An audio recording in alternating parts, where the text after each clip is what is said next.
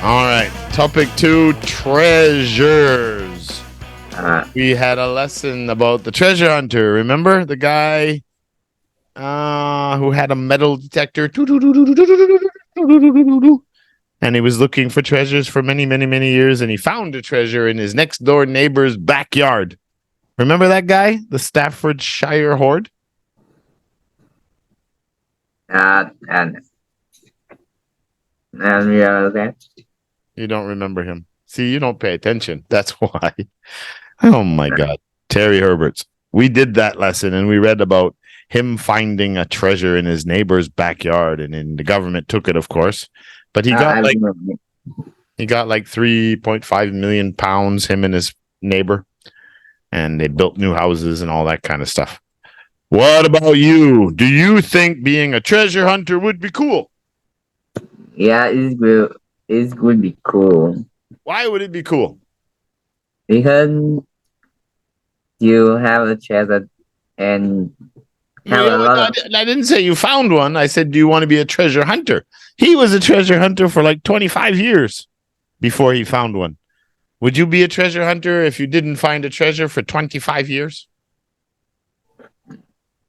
I would be a treasure hunter. What? I would be a treasure hunter. You would become a treasure hunter? What would be cool about being a treasure hunter? Travel everywhere, have a map to find it.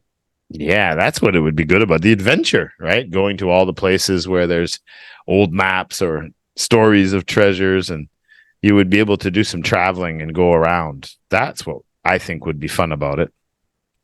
What about if you found a treasure? What would you do if you found a treasure? I will bought it. Sell it.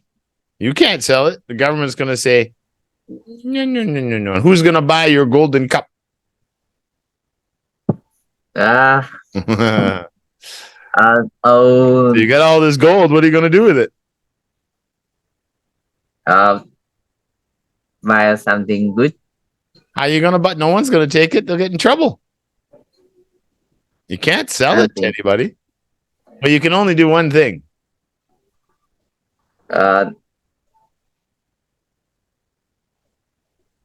Who does the treasure belong to? If you find it in Vietnam, I think they will store it. Steal it. Who does it belong to? Let's say you find treasure on the beach here in Vietnam. Who does the treasure legally belong to? I think is government. Yeah. Usually, all the countries I know of, if someone finds treasure, it automatically belongs to the country, right? It belongs to the government.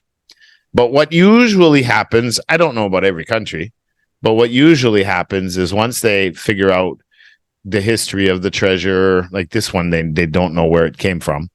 But I think what they do is they figure out what it's worth, and then they give you a percentage. But then they take the treasure and they put it in museums and whatever they want to do with it, or maybe it does belong to certain people, who knows. But that's what they do. So yeah, so there's not much you can do with it. You'd have to give it to the authorities. So let's say you did find that treasure and you gave it to the authorities, and it was worth many millions. And now they gave you a couple of $1 million. So now you are a millionaire. What would you do if you were a millionaire? I will buy a spaceship and go to the mall to meet alien. You'd buy a spaceship and go meet alien? Yeah. Where are you going to buy a spaceship? You're going to go meet Elon Musk? Yeah. Okay, seriously, what would you do if you had $1 million? How could you use the money to make sure you have a better life in the future? I think I will buy. Would? It's an if clause. So I think I would. I would buy bought a Bitcoin.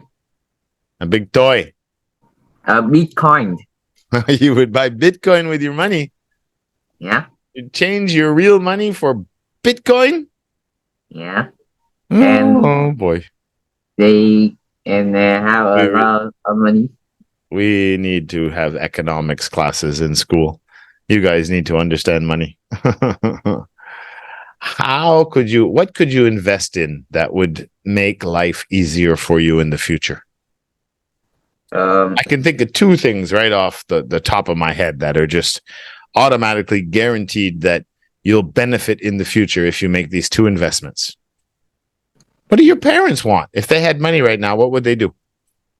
They will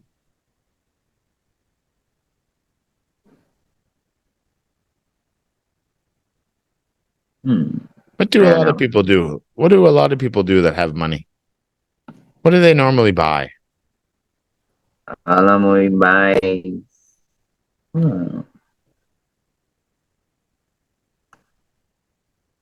house. Yeah, land. Right? They don't make land. You know, there's only so much land out there. They're not making any more. So buying land is almost always a great investment because it usually goes up in value. And again, if you own land, you can build a house on it, or you buy land with a house, and then you have a place to live after, and all you have to do is pay the taxes. You don't have to borrow money from the bank. And then you can live so much cheaper, right? With more security. And then you have a home so you can raise your own family. So buying land and a house is a really, really good investment with your money. It's a safe way. Doesn't matter what happens to the money. People always need homes and land. So you keep your value, right? You know, and your whole family is in the tourism business, right? Yes. Well, maybe you want to put a little bit of money into your business too. Yeah. Something like that. Yeah. So now I understand how to be a millionaire. How to be a millionaire? Well, yeah, that's tough too. That's another issue altogether, how to manage that kind of money. Because most people that just win $1 million, if they're not smart, they usually make a lot of mistakes and lose a lot of the money because everybody comes after it. What else could you do about your future? What about education? How could you invest in your education? If you had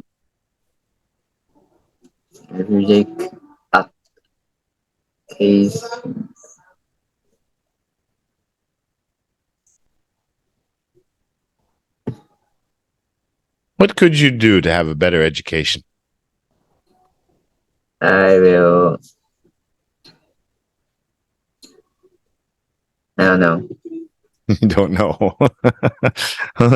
I got to stop asking teenagers what they would do if they had money. Well, you could invest in a university, right? You could pay for it to go to a good university. Yes. And you could also put some money in a trust fund or something to make sure that when your kids grow up, the money is there for them to go to university. Yeah. There's those kinds of things, right? Okay. All right. Dudley, sometimes you make me crazy. Let's go to the reading comprehension.